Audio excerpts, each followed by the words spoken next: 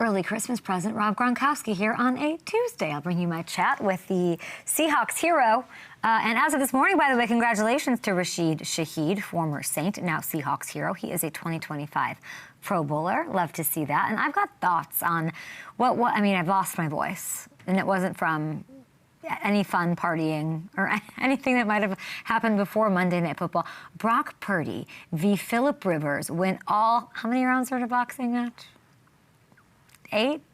No idea. 8 if it's Netflix, 12 if it's not. I don't even know what I'm saying. Let's do this.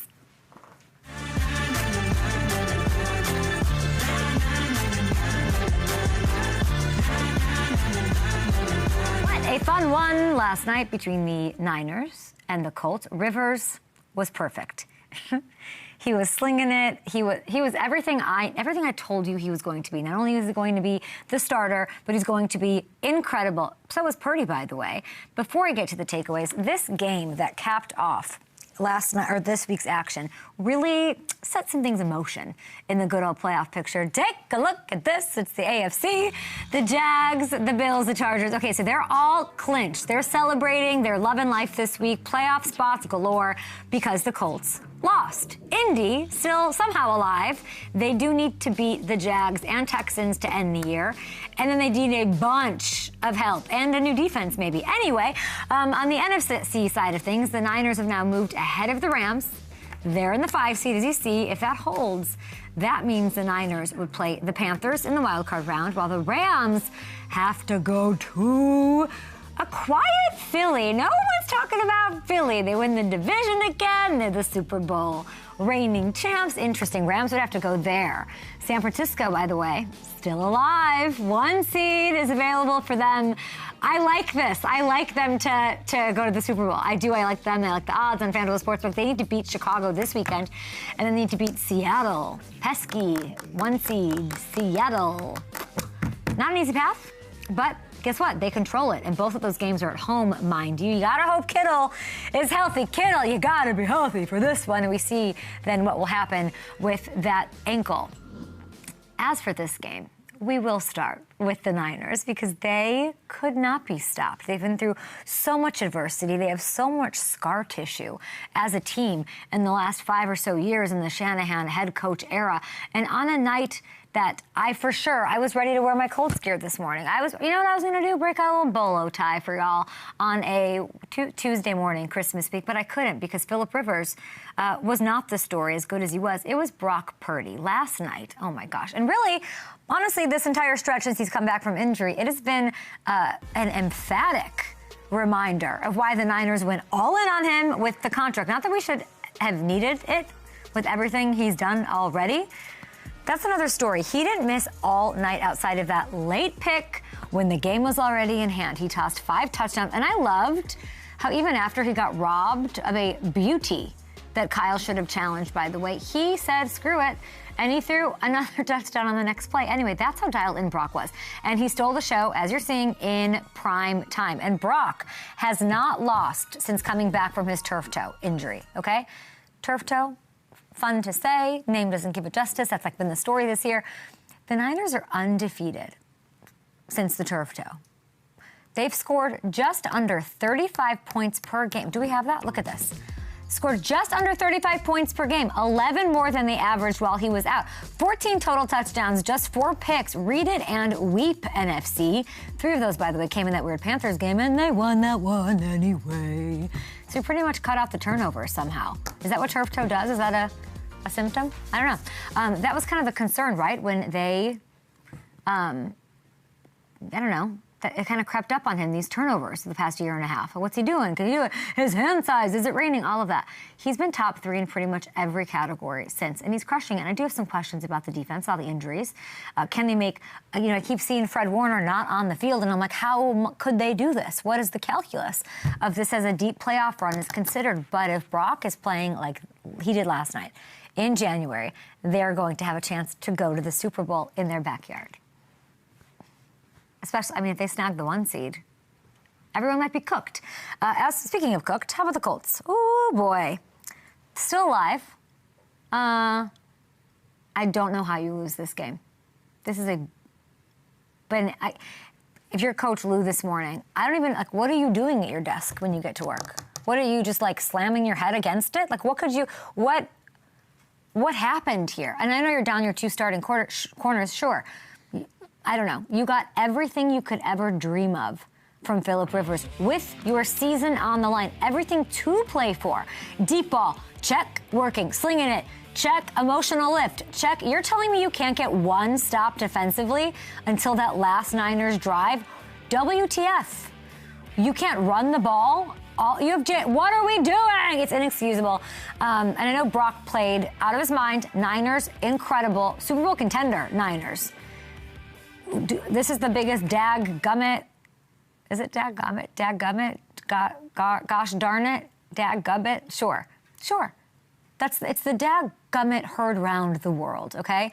That can't happen when you get this kind of game out of 17. I feel for Colts fans. I feel for the ownership. I feel for the way this season started and all the great things that happened. This was supposed to be the year that they're patiently waiting for. Hamilton, I am pulling my hair out because it is unraveling in front of my eyes. You have the coach. You found your quarterback in Daniel once he's healthy, and you should pay him. And then the defense somehow... I don't want you to explain the defense to me because there's no excuse. There's no excuse for the defense to not get a stop last night. I don't care how good they were. I don't care about any of that. You can't have, like, literally the 90% of Phillip Rivers being back is if he looks like that, you are going to run through a wall. Everyone was open. Everyone was open on the Niners all freaking night long. Yeah.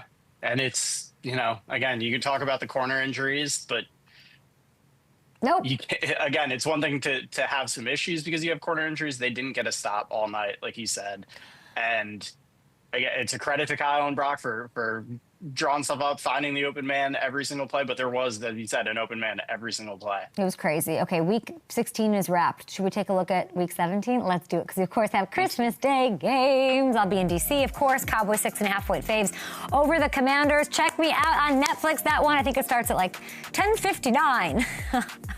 10:59:30 Eastern. So check it out on Netflix, guys.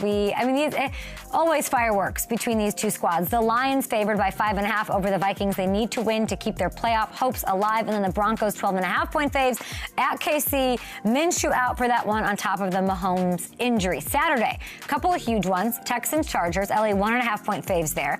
If they win that and beat the Broncos week 18, they win the AFC West. And we've got Ravens at Packers. A Green Bay win would clinch a playoff spot and officially eliminate Baltimore. Okay, Lamar reportedly day-to-day. Right now, Packers 2.5-point favorites there. There we have it, guys. You guys can hit me up at Hey K Adams. You can tell me what you guys want me to talk about, but we're done for the rest of the week after today. So I did want to hit you with some things that we are underreacting to. These are, let's get to the first one. I don't know what it is. These are things that we need to pay a little more attention to. You guys can't hear me? You guys are good? Are we good? Time for some underreactions. Let's do it. At Up and Adams Show, I want to start with Taysom Hill. Okay, it is looking like Sunday may have been his last game as a Saint. I saw the post-game presser where he was very emotional. This is a player who I have talked about maybe more than anyone else for years, for nearing on a decade. Not really, but he is set to hit free agency after the season. He's 35. Let's show you, if you have not seen Taysom Hill after the win over the Jets. As I was driving to the stadium today, you start to think about the last 9 years and what it's meant to me and my family and the city and stuff. So I don't know what the future holds for me, but it was a special day for me and the family. There's something about playing in New Orleans that hits players differently. It is why I love them, the human aspect of it. It's Mrs. B. It's playing for a city that has been so much, that gives so much to the culture of this place that we live. being in New Orleans has such an effect on players. You see it with the Cam Jordans and Alvin Kamara's. They're not looking to hop from that place and go to somebody who's an easy path to a championship potentially. You see Drew Brees and what he, any player you talk to that's been a Ted Ginn Jr. and Marquez Colston, it is such fun lore, and they're so knit in with what New Orleans is.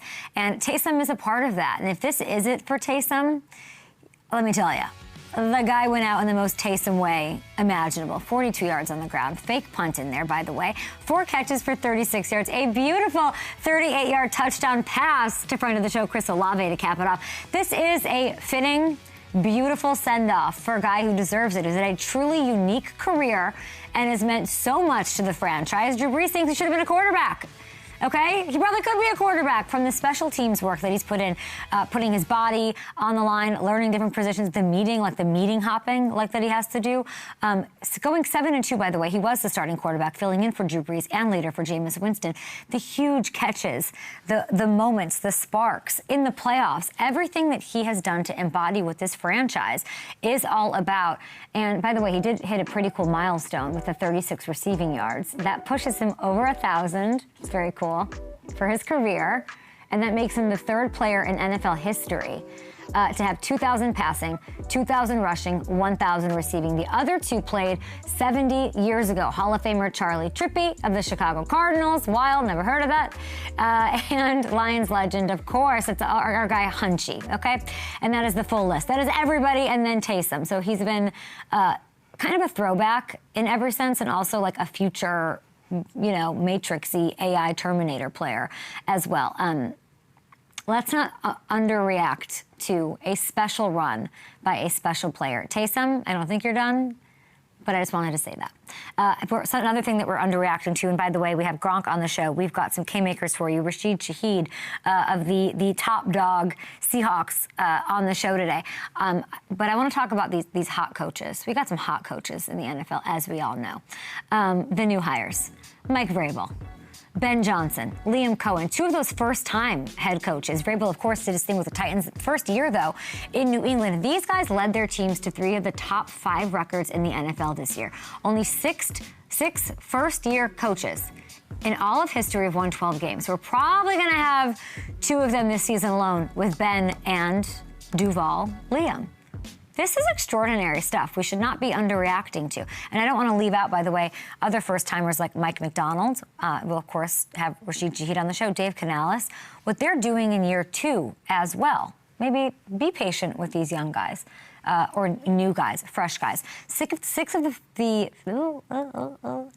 14 teams, guys, currently in the playoff field have a coach who was hired within the last 2 seasons. That's pretty incredible, okay? And for teams like the Giants looking for a coach, that's pretty impressive and important. Teams who are maybe looking to move on to a coach that's been there a while and maybe they need to mix up the feng shui, you got to look at that. I present that to you to say that there is a feeling that when you have a quality head coach, you got to hang on to him. They don't grow on trees, even though, they grow on McVay's coaching tree, don't they? When you make a new hire, you go with the known commodity, all of that. If you're the Giants, I'm telling you, if you're the Titans, whoever else might be looking for a new coach in this cycle, I want you to pay attention to what is going on. Yes, the swings on these younger first-time head coaches do not always work out.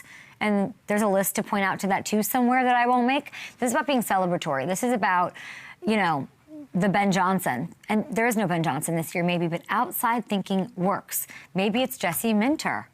Maybe it's Clint Kubiak. Maybe it's Joe Brady. We'll see. But I guarantee you there are stars out there ready to pop off. Okay, short break. Up next, Rob Gronkowski on the show. We've got some touchdown scores for you. We'll do a little prop-a-shot. There's our guy on the program, Rashid Shaheed, on the show as well. Hi, Ralphie. Hi, Ralphie. Go, buddy, go. Sick 'em. I do. What? I do have a little bit of news. You're not going to... our guy Derek Brown did not make the Pro Bowl. You're lying. Maybe we see him as an all-pro, hopefully, this year for the first time. But, yeah, that was the disappointment. You're kidding me. To come out of today. Yeah. A crime. I'd also like to remind people, People are mad that Kelsey made the Pro Bowl. Like, he leads all AFC tight ends in receiving this year. What are people mad I know about? he hasn't been playing up to his standards. What is... Oh. Just like, this is why we can't take the Pro Bowl seriously. Well, I take the Pro Bowl seriously for all the Bears fans showing up. Yeah. How many Bears are in the Pro Bowl? Let me see. No, I think like 5. Are they like they're probably going to be playing that week, but Yeah. no So Derek you got Brown. 2 O-linemen. Dahlman and Tooney both made it. No Derek Brown is so stupid. Yeah. Apparently he finished 3rd in the fan voting, too. So stupid. I don't know how that happens. Darnold, Prescott, and Stafford? Yeah. I don't hate that. Allen, Herbert, May. I don't hate that. Yeah. Yeah. Based on this year, that's probably what it should be. Okay, so DK's missing 2 games. Is that upheld? Yeah. Or he's appealing, but that was the And he punishment might, that was doled out. and when will we know if the 45 gets voided? That is wild. No. Do we know when we'll know that? No. If it, Oh. Can they give him like some money? Steelers have the option. But can they just be like 45's aggressive, here's 20? No? I don't think so. Wild. Yeah. My goodness. You know who I'd like to book on our show? I don't Who's know. that? I don't know her, but Savannah Pate, Josh's wife. Oh, yeah. Yeah, I think like she travels with him to these nutty, like I think she does the circuit with. I think so, from what I can tell. Man. And Josh Pate just said he wanted to drop in and endorse this collab between her, and I think we should have her on the show. Oh, absolutely. I think we should I have have her a on lot the of show. questions. I got a lot of questions. And then I'd like to invite Mrs. Compton. The old world tight end, the 6'7" freak. You can call me the GOAT. Rob Gronkowski. Touchdown! Oh my goodness. Go. Holy guacamole! The greatest of all time, yo, they call me GOAT. I can confirm they do in fact call him the GOAT. My next guest, 4-time Super Bowl champion, future Hall of Famer, studio analyst who was a Yeti on Fox. I thought I've seen it all with you, my friend, but no, Fox decides to, they had an animated Christmas Carol, there's elves and cute little mountain men, and then why a Yeti? That's a little aggressive, Gronk. It looks appropriate, Kay. Okay. Fox does a great job for Thanksgiving. What they did for us was coming up with classic like food names and using our last names and combining us with food, and that was really cool as well. But Fox is always creative and always fun. I'll take that character right there. I look big and strong and furry, so that represents me well. Big, strong, and furry. What's your holiday vibe? Are you working? Are you traveling? Are you going to be in the mountains? What's the story?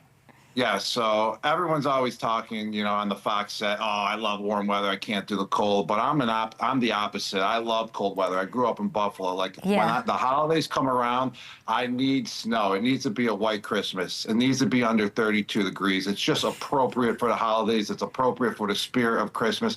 So I am up north right now. I just went for a walk with Ralphie in the woods, and it's 28 degrees, and there's flurries outside as well. So it's the perfect setting. I couldn't ask for anything more, with this holiday coming up this week. A Yeti in the forest. If I see or read about a Bigfoot spotting later today or see it on TikTok, I'll know it was just Gronk on a morning little jaunt with little Ralphie here. And Merry Christmas to you, to your whole family, to everyone, all your loved ones.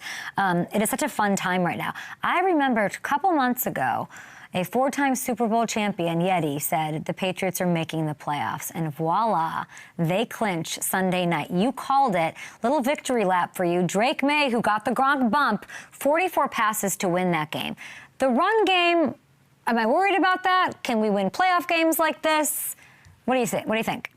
I mean, the Patriots run game or the run defense? Run game.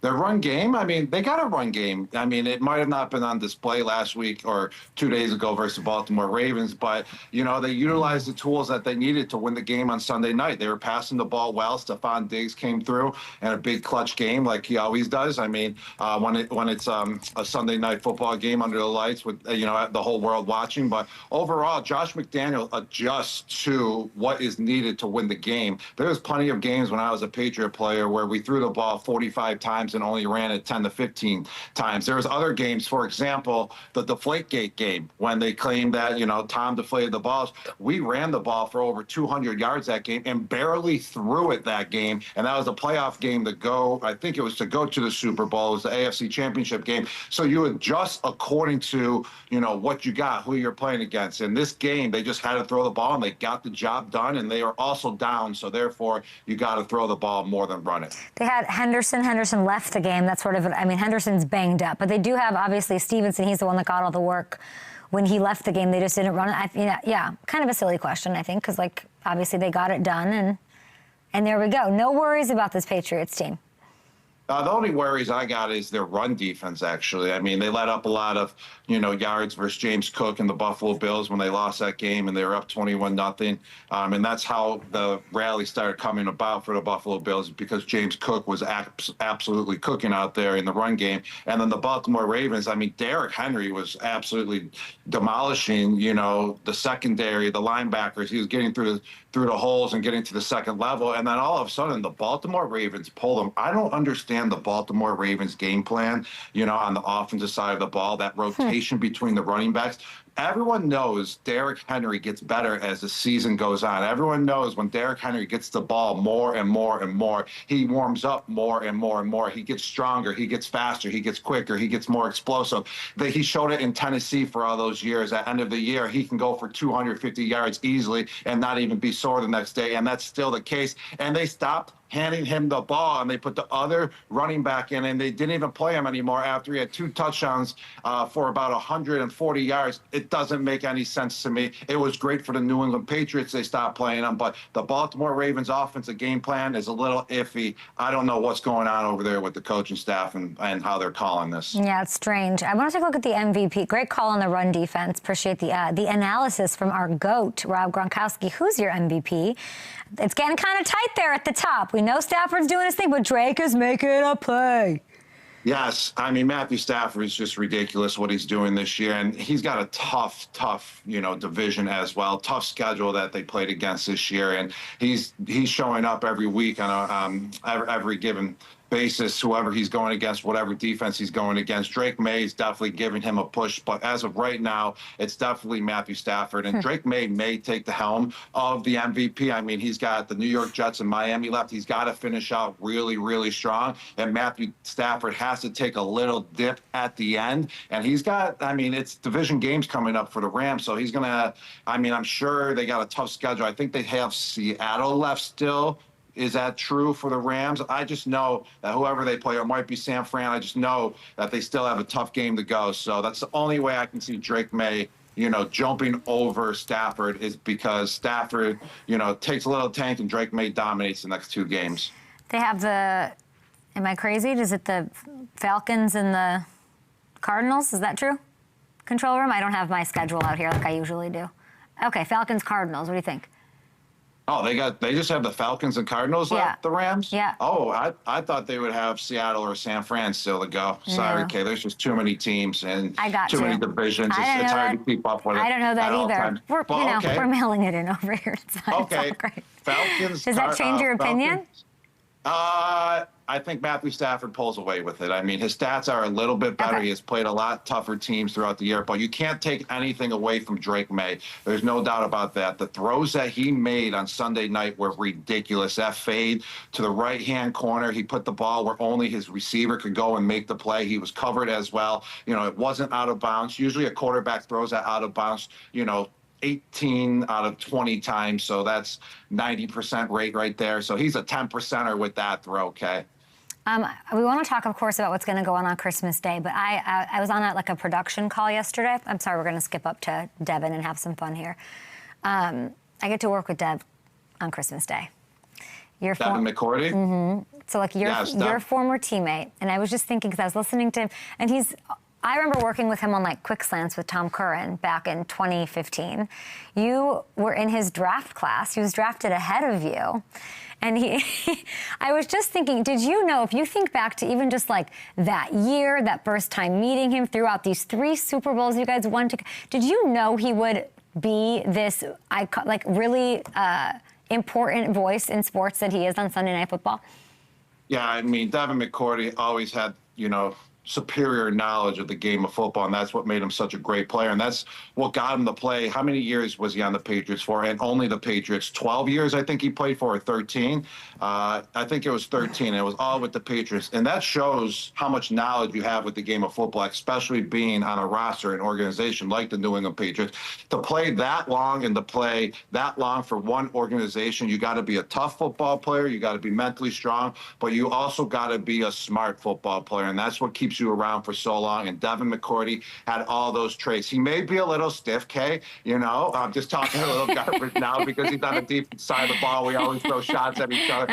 But, great knowledge of the game, what he's doing post-football as well. I mean, in the studio for Sunday Night Football, he's getting better and better, and just the way he presents himself, I'm loving what he's doing. I got nothing but respect for Devin. I knew he was going to be a baller as well. First year in the league, I mean, he was our first-round draft pick, and he was out there just locking, wide receivers up at the corner position and went to the Pro Bowl his rookie year. So without Devin McCourty being drafted in the first round, I wouldn't have all the success I have as well, with being a Patriot, and he has helped that organization win all those Super Bowls as well. So big shout out to Devin. He's a great dude as well, Kay. Is it safe to say that he was Bill's favorite in the Bill era? Oh my gosh, Kay. Everyone on the defensive side of the ball was Bill's favorite. He didn't have a favorite on offense. He disliked all of us. He loved to take shots. But if you were on the defensive side of the ball, you were his favorite. But who was his favorite? You had Slater or Devin, right? It's got to be one of them. Look, he's sitting right next to Bill here. Like, I feel like it was Devin was the teacher's pet. He was definitely Bill's pet. Oh, Devin, it's okay. That's why he has no hair, because he just putted it all off of Devin. So, Devin, it's okay. Oh, you made a mistake. It's okay. You're a defensive player. You're a safety. I paid you. You're going to be here forever. It's so funny because you think that, and then Dev will be like, I don't get invited to Tom's roast. Like, I don't get invited to those offense things. It's like a very funny, still competitive thing y'all still have now. It really is. I mean, that's what made us so great as well. I mean, because we went at it in practice. We all did, and we were all competitive, and that's what, made us such a great team and organization as well, because we took practice, and we made it harder than a game. So when the game scenario came, it was easier for us out on the football field. And credit due to Devin, he took that role as well to give it his all to us in practice, compete versus us. And we never took it overboard. I mean, there was always mutual respect between, the defense and love offense. this. But, I mean, it's amazing. If we really go back, we always say at Devin and I that the Patriots hit a home run with our draft class. It's the best draft class out of 2010 out of any team that we believe in. Just to have Devin McCourty and myself and a couple other players as well that definitely did some damage and made their mark as a Patriot. I mean, 2010 Patriot draft class, the best draft class for the Patriots. I'm looking at that photo, Gronk, like, it is to be a rookie sitting next to Bill is actually so crazy. Like, Devin, really, and you're going to see this, Dev, because we just made this whole thing about you now, because I'll be with you on Christmas. Look at this. A rookie sitting next to Bill is crazy town. What is this? Oh, that's his rookie year. Yeah. Oh, my gosh. I didn't really notice that. Teacher's pet. That is. Yes, teacher's pet right from the beginning. He treated Devin like he was a dog. Bill Belichick's dog, Nike. He treated him like he got him at 8 weeks old and just, started training him right from the beginning. Who's better on TV, you or Dev? I gotta give it to Dev. I mean, he's got more knowledge. He's smarter than me. He played longer than me in the NFL. He was a Patriot his whole entire career. He's on when the whole entire world is watching Sunday Night Football. So I gotta give it to Devin. Who got the best of who at peak practice?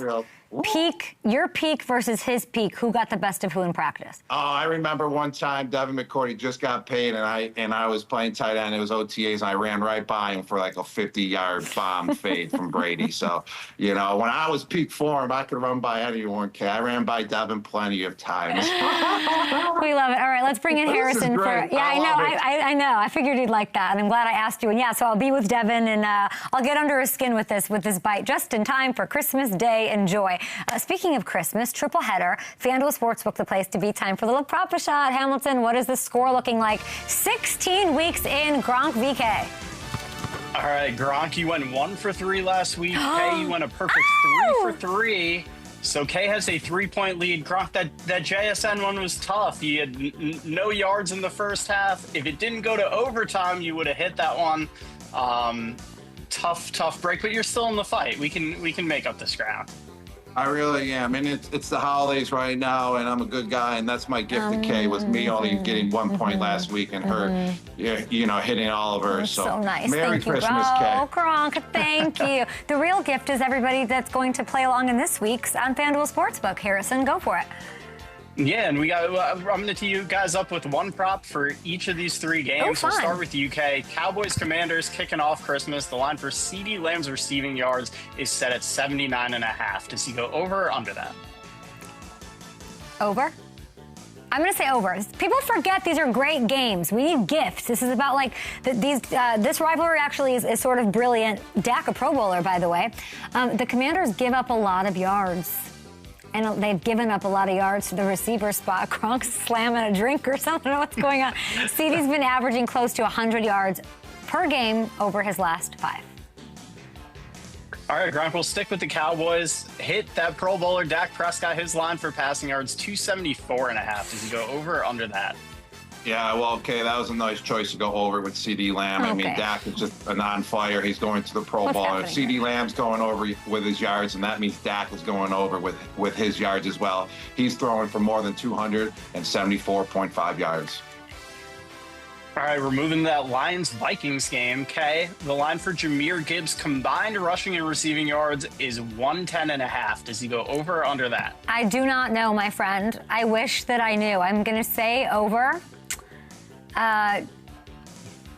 Gosh, 140. Okay, I'm going to go over. Season's on the line. Got to see a big day. All right, Gronk, back to you. Indoors. That does not sound convincing, but that's just how I feel. Go for it. All right, Gronk, back to you. Amon-Ra St. Brown's line for receiving yards, 78.5. What do you think what happens there? Well, over or under? Well, if Jahmyr Gibbs is balling, he's going over 100-something yards total. I got to go with Amon-Ra St. Brown, kind of getting double-teamed the whole time. We got a Minnesota Vikings defense led by Brian Flores. He knows how to double-team the best player out there and take him away from the game, and that's Amon-Ra. So he's going to go under this game. All right, last game, Broncos-Chiefs. Okay, I'm going to give you the runaway. Pick one anytime touchdown score from either team in this game. Oh, my gosh. I have to go with Broncos as Bo playing. Cortland, easy. Slam dunk. He scored 3 in his last 4, I believe. He has scored, I feel like, seemingly always against Kansas City. He is absolutely the slam dunk, surefire thing. I'm a little thrown off because Gronk's being so kind to me. Go ahead, Gronk. That last one's for you. Yep, same thing, Gronk. One anytime touchdown score from either. All right. So, dang. This is tough right here. Oh, all right. Well, J.K. Robbins is out for the Denver Broncos, so that makes an easy choice. I'm going to go with R.J. Harvey. I think he's going to get it done, and I need this. I need to tie it up because Week 18 is around the corner, and I got to make this a pretty even score going into the playoffs. A preseason mode prop shot here, Week 16.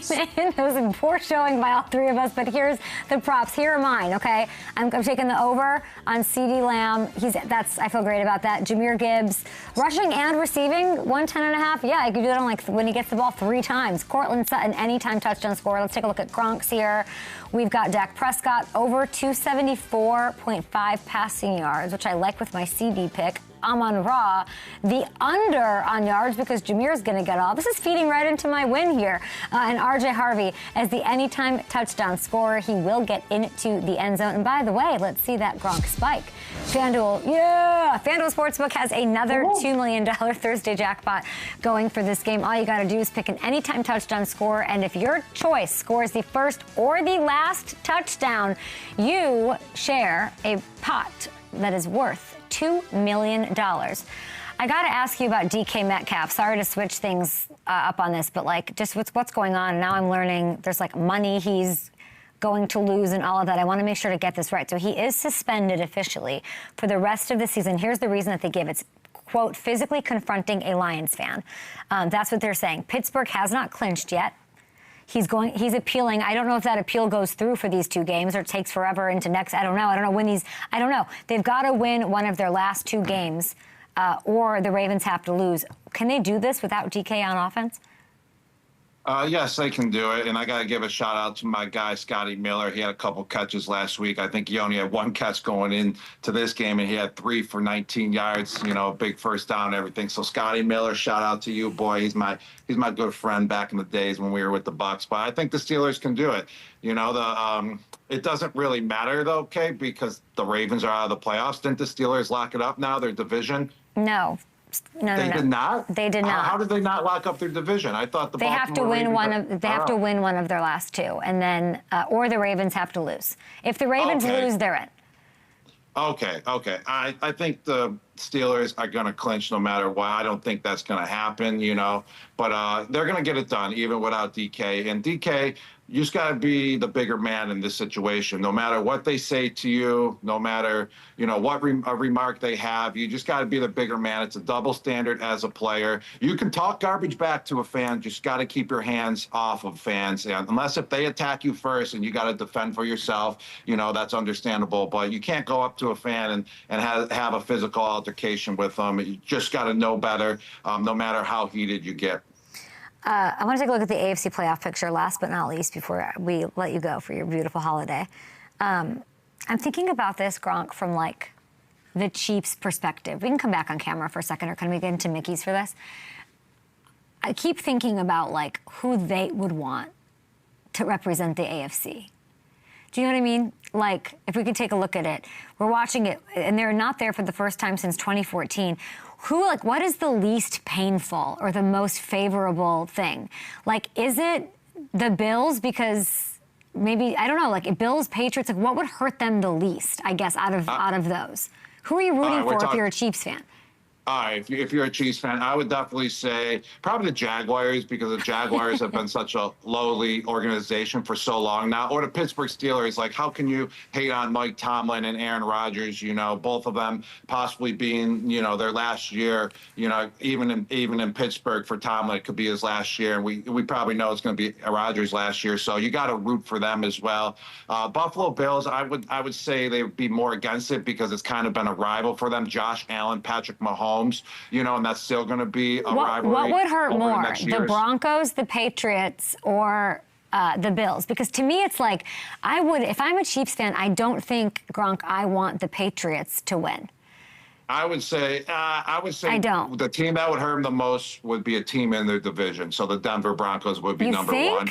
Yes, definitely, because they're in their division. You can't let a division team, win the Super Bowl. You can't cheer for them. I mean, you would always want another team out of the division to win it. The Patriots would be number 2 then, and then I would say the Bills would be third, in that situation. Yeah, I think it's the teams with the young quarterback that they're I think that think about if you're Mahomes and you look at you're the Chiefs even brand. It's the Patriots you're sort of trying to erase, right? And what Brady did and all those rings over all of those years. And then him Brady beating Mahomes. Like, if you're Patrick Mahomes, you're like, I can't deal with the Patriots again. Now they've got a young quarterback. They're rebuilding, and they might win. If they win a Super Bowl, I almost feel like the Patriots will hang on to that longer. And it means more. There's something about it that I think the Patriots are like an unsavory, that taste in the mouth of Chiefs fans. I do. No. I understand what you're saying. The only reason why I would say it's still the Broncos is because it's a whole different regime with the Patriots now. You got a whole different quarterback, whole different coaching staff, all these different players. So it's not like the core guys that used to beat down on the Chiefs. Like this team, Vrabel, Drake May, they never beat the Kansas City Chiefs yet. So it's kind of like not a hated rivalry between them. I mean, in the future it could be, but that's why I don't see the Patriots stinging as much as the Denver Broncos for the Kansas City Chiefs fans. Who would be the worst Super Bowl winner in the AFC for Chiefs fans? Let us know. Gronk, Merry Christmas to you. Have the best Merry time Christmas to you making as well. snow angels. Say hi to Ralphie and everybody. Thank you so much. Hey, don't forget about me over here after, you know, you host Christmas Day games, okay? You know, I know you're becoming big shot, but I'm just a little guy now. I'm retired, washed up, so don't forget about Ralphie and I over here. I will not. I mean, I'm not doing anything fun. I'm just hanging out with a guy who has no hair because of you. You know, like poor Devin McCourty. He's the real victim in all of you're this. throwing shots at him now. I love him. You're the best. Talk soon. Happy New Year. We'll talk. Merry Christmas. Bye. We'll have Rashid Shaheed on the show in a little bit. All right, let's do it. It's the Christmas edition of K-Makers. I know all sorts of boxing things. Here we go. The guys that are scoring touchdowns with these snowflakes are these. How about these? Cowboys Commanders. I'll give you one for each game. Give me CeeDee Lamb. I like this. I'll be there. I'm going to give him the up and Adams bump plus odds against this Commanders defense. Make that make sense. Yes, please. Next, Lions-Vikings in a dome. Division rivalry. Give me Jameson Williams. J-Mo. He scored in the first matchup between these two. He has been such a huge part of Detroit's offense lately. What is it? Plus 185? What a deal. Broncos-Chiefs. Last game of the day. Okay. Plus 430. Look at this. Bo Nix. That's calling my name. Okay? He's run 4 in this year. They've drawn up so much stuff for him. They're opening up the playbook, I feel like. Him and Sean are on some next level. They need to bounce back and get a win here. I think he punches one in. Just a reminder, we're in the midst of, there you go, CeeDee Lamb, Jameson Williams, Bo Nix. Wow, 8 days of rewards on FanDuel. Check the FanDuel Sportsbook app every day from now until Christmas to claim your reward before it goes away.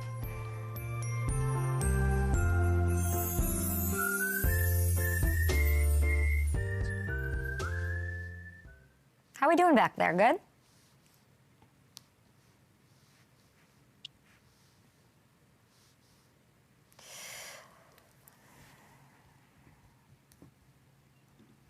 Rashid Shaheed.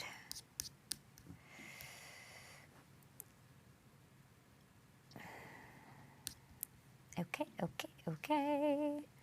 we have time to do like an intro to him? Richard? Like, do I have time? Do we have time to do an intro for him? Yeah. Great. Oh, we do. You think we will have time on the back? Okay, got it. Oh, got it. So hard count.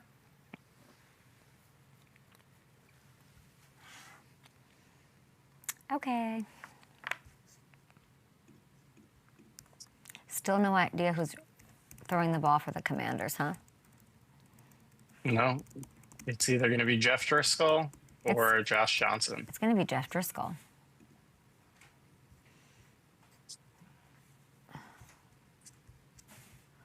Which is wild. Yeah. Is Taylor Heineke on our team? So the latest is with him. I don't believe so. Why not, Adam, if you see me? Adam, call Taylor. Taylor would be such a feel-good Christmas Day moment.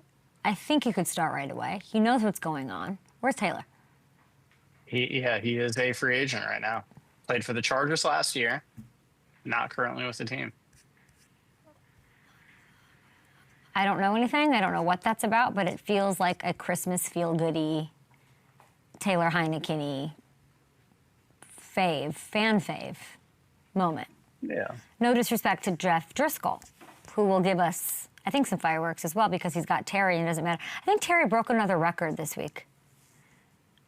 He is. What did he do? He broke a record. Here it is. Let me see. I'm not even kidding.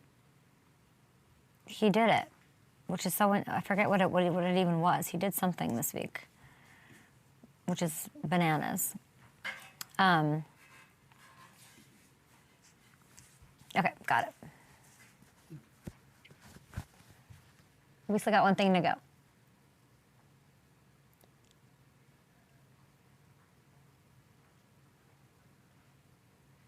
They do it.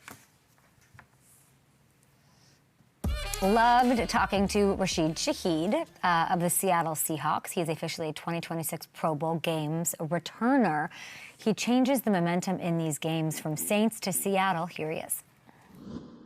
All-Pro punt returner, stud wide receiver for Seattle, game wrecker for the newly minted top seed in the NFC, Rashid Shaheed. What does this feel like? Paint me that picture. It was amazing to be able to pull off that kind of win and to have that type of significance. To be in first place with the new team. Feels amazing to be able to come here and make an impact for the coaches to, believe in me in those situations. It means everything, and it's starting to pay off for sure. Can you walk me through the 58-yard punt return touchdown, which completely changed the momentum of the game? When the ball hits your hands, what happens? So the 10 other guys did a great job. They kind of opened up a lane. I caught the ball. I saw a ton of space. So all I had to do was kind of just run, and almost went untouched. So shout out to those guys. But it was an exciting play, a play that I think we needed, and, it kind of turned the game around, like you said. Why are you so casual about that score and seemingly everything? Hey, I'm just enjoying my job, doing my job. And I feel like if you were enjoying it, we'd get a little something out of you. No celebration. You put the ball down and just head to the sidelines like nothing. Like, come on. Yeah. It was kind of like a job not finished type of situation, No, I don't know. What do you mean by that? We were still down by what? It was 16 at that point. Yeah. So had some more work to do. That score was important, but, it was time for the defense to get a stop, and, they did, and we were able to capitalize. So I feel better. How do I know? How do you celebrate? So I know that you do celebrate. How do you celebrate games like this, moments like this? The next drive, 31-yard rush out of you to set up the A.J. Barner touchdown. How do I know what the celebration is? When does it happen? Yeah. The celebration really came after it was all done. We really wanted to finish the game. Once, the fourth quarter, 0-0, that's when the real celebration happened. But up until then, it was just focus. And you don't know what it looks like. Are you in the locker room? Are you like, what? I feel like you're lying and you don't celebrate it. Is that fair? A little bit. Interesting. How long has Clint Kubiak been waiting to call that play? For a minute. He was very eager throughout the whole week. He was talking about how we had to score on a reverse. We had to, make the play work just so we can continue to put it on film. And, it was just came down to execution, and it worked. I'm sure he was happy, and he wasn't happy that we didn't score, but it was definitely a momentum shifter. Sure. He was your OC in New Orleans, of course. You guys have some chemistry. How much does that matter for you, coming here mid-season and getting to work with Clint? Yeah, it mattered a ton. Obviously being familiar with him, being comfortable around him. He always believed in me in New Orleans, and it was a ton of fun working with him. And now getting a chance to work with him here, we felt like we hadn't missed a beat at all. Came in, and it took a little bit just to get the offense back and into my brain and kind of learning the system again. But ever since the first couple of weeks, I feel like it's been a smooth transition with him. And it's just been fun. I'd say it's been pretty fun, pretty smooth. That's a good, very humble way to put it. I've said you're a game wrecker. You really are. This wasn't the first time this past week that you've done that. Your 100-yard kick return touchdown against the Falcons also changed the momentum of that game. You accounted for all of the Seahawks yards on a game-winning drive against Indy. I feel like we need to maybe tell Clint to get you the ball even more. No? Nah, when my opportunity comes, I'm gonna be ready for it. But we got a lot of playmakers on this team, and I'm sure he gets kind of stressed out, having to, deal with all of us and wanting to get us all the ball. But it's working out, and we're winning, so that's all that matters to me. There's this whole idea about Sam, a positive one, finally, that he maybe, and these are Hall of Famers telling me this on my show. Like a Chris Carter, like Hall of Famer saying, if he gets that win over the Rams, what that will do for him, the confidence it'll give him, the Have you noticed that already this week after that game? What did, in your words, as somebody who's around him a lot, what did that win do to him? I felt that it reminded him of who kind of he is as a competitor, and the belief that we have in him as a team. The team goes as he goes, and he knows that he's been around the league long enough, and he's played in a bunch of big games. And he was in the situation last year with the Vikings where they won a bunch of games, and they're a playoff team, and he's kind of in the same position here. So I think he just knows he has to handle himself in the right way, and just continue to compete and lead us to the promised land. And he's doing a great job of that, and he proved that he could come in clutch in these big games. Sounds like he needed to prove it to himself or something. You guys all have his back, believe him, and he was able to do it. There was like this camera shot watching at home. There was a camera shot of the huddle during the comeback, and Sam looked a way I've not seen Sam look, very intense.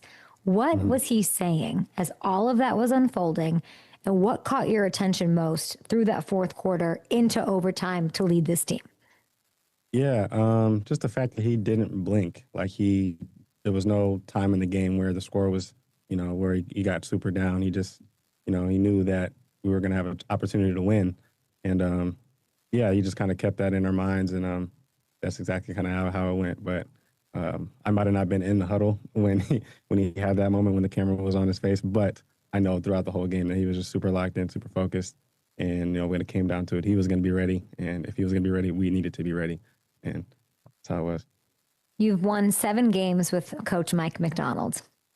Yep. There's all of these, who should be Coach of the Year, and what about him doesn't get talked about enough? What is an underrated, or not underrated in your locker room, but something y'all know that maybe we don't about him? How he gets all of us to buy in each and every week. I feel like every week is a new reset, and just a reminder of, what we're fighting for, how close he brings us. The locker room is super close. His closest I've seen. I've been around, and it's super cool to see. Being able to come into such a locker room where you could genuinely feel the love and care from each and everybody. I feel like Coach McDonald has kind of instilled that in us, and I feel like that's how we're able to, stick together in games like that, like we just had, and continue to push and fight for each other. And that's how you kind of get. Did you know when the move was made that this was going to be the move of the deadline, knowing what you knew about Clint, about what, or were you just head on like, let me get there and put my head down? Did you have, this move that this team made at the deadline, it was the best move of the year. Yeah. Did you know? I didn't. Of course, there was a lot of excitement and a lot of buzz around it, but I was just ready to come in and make an impact, and just keep the main thing, not let everything else kind of distract me. Just continue to go out and do my thing, and of course it's for a new team, but it's been a ton of fun, and I'm loving it. I bet it's a whirlwind. Maybe you won't be able to even think about it until the off season, maybe after you win a Super Bowl, like what that was like to go. I'm trying to imagine like all that goes into. I remember talking to veteran players. Like I remember talking to your former quarterback, Derek Carr, about that, getting to New Orleans, getting his bearings under him, the moving, the family, all this. Like that can't be easy. Definitely not easy. It's a lot, but, got to handle it in a professional way, and it'll all work out. Yeah, it clearly has. You get to work with JSN, who is unbelievable, and then you get to see catches in practice. What's the craziest catch you've seen him make? I would say the one in the Titans game, the bomb where the DB was kind of on him, and he just acted like it was like a walkthrough, like nobody was around. That was very impressive because those catches as a receiver are not easy, and he made it look like it was just a walk in the park, but he does it all the time, and you can see throughout his week how much he focuses on like hand-eye coordination and like balance and stuff like that. And so those type of plays, we're not surprised at all. Everybody thinks it looks easy, but y'all are working so hard, and it's so nice to see come together, especially with the leadership that you guys have. You have an opponent this week that I love for you. You're very familiar with these Panthers. They're feisty, though. They look good. Bunch of big ones against them for you in your career. What are you most excited about in that matchup? See how we fare against their defense. I know their defense has played really well these last few weeks, so I'm excited to go out there and compete. They obviously have a lot to play for right now, so it's definitely not going to be a walk in the park. They're going to give us our best shot. So super excited to go out there. It's going to be nice to play in Carolina again, a stadium I'm familiar with. So it should be a good one. I know you're focused on this year, and you've had a lot going on. Seahawks fans have fallen in love with you over this short couple of months. What does that feel like from where you sit, the Seahawks fandom? Yeah, it feels amazing. The 12s they're a rowdy group, and they carry it when we're home. The energy that they bring, it's crazy, honestly. It gets loud, it gets wild. Rain, sleet, snow, whatever, they're going to be in there, and it's going to be rocking. And that Thursday night game was a perfect example of that. They were not a seat was empty throughout the whole game, so it was unforgettable. Awesome. You seem to fit in. Yeah. Do you see yourself? Do you see yourself sticking around? I for sure do. Yeah. I feel like they brought me here for a reason, and that's to be here for a minute, and that's the goal. Be here to make impact at crucial points of huge games and turn them on their head and do your thing. You are a free agent after the season. I'd like to see you stay there. I know it's business. But for now, good luck against those Panthers. You're the best. I appreciate you. Good luck and congratulations. Keep it going. Thank you, Kay.